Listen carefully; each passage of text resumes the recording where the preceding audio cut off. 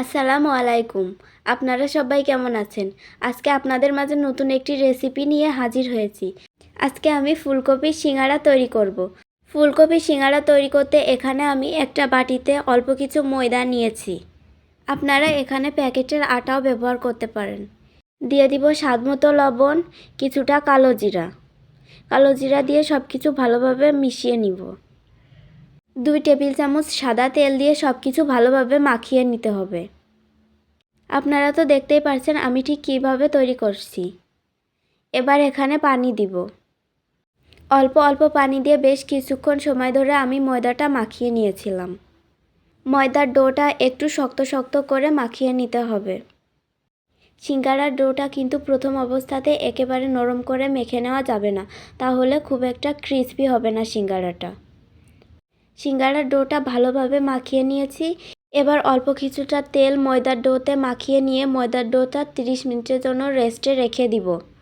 এবার একটা ফ্রাই প্যানে কিছুটা সাদা তেল নিয়েছি, তার ভেতর দিয়ে দিব পেঁয়াজ কুচি, দিয়ে দিব রসুন কুচি, দিয়ে দিব কাঁচামরিচ কুচি।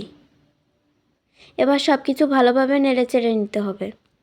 এগুলো একটু নরম হয়ে আসলে তার ভেতর দিয়ে দিব জিরা, স্বাদ মতো লবণ, হাফ চামচ হলুদ গুঁড়া। সব কিছু আবারও ভালোভাবে নেড়ে চেড়ে নিব।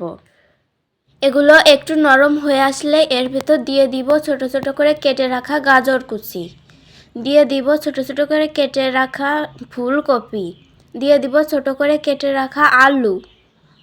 এবার সব কিছু ভালোভাবে নেড়ে চেড়ে নিব। আমি যেহেতু প্রথমেই কাঁচামরিচ কুচি ব্যবহার করেছি, তাই এখন হাফ চামচ শুকনা মরিচ গুঁড়া দিব, দিয়ে দিব হাফ চামচ জিরা গুঁড়া।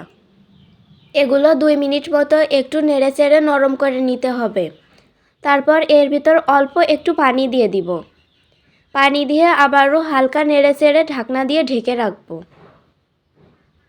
5 মিনিট মতো ঢাকনা দিয়ে ঢেকে রাখলেই হয়ে যাবে। ঢাকনা উঠিয়ে আবারও আমি 2 মিনিট মতো নেড়েচেড়ে নিয়েছিলাম।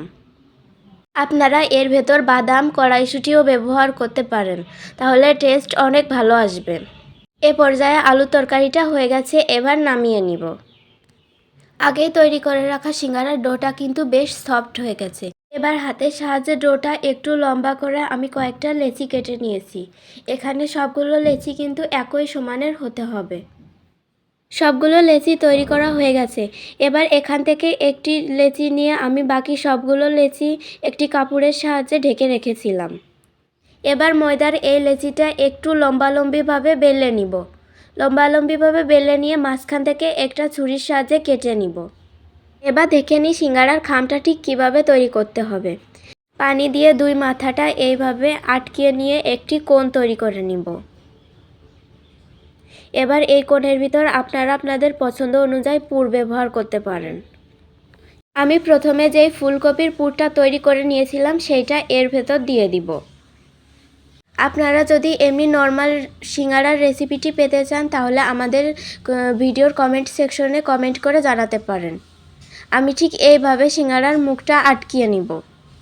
দেখতেই পারছেন আমি ঠিক কিভাবে সিঙ্গারার মুখটা আটকিয়ে নিলাম।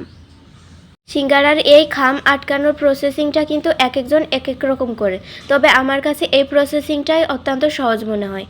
সবগুলো সিঙ্গারা তৈরি করা হয়ে গেছে। এ পর্যায়ে আপনারা চাইলে 1 মাসের জন্য ডিপ ফ্রিজে সিঙ্গারাগুলো সংরক্ষণ করতে পারেন। এবার একটা কড়াইতে বেশ খানিকটা তেল দিয়ে নিব।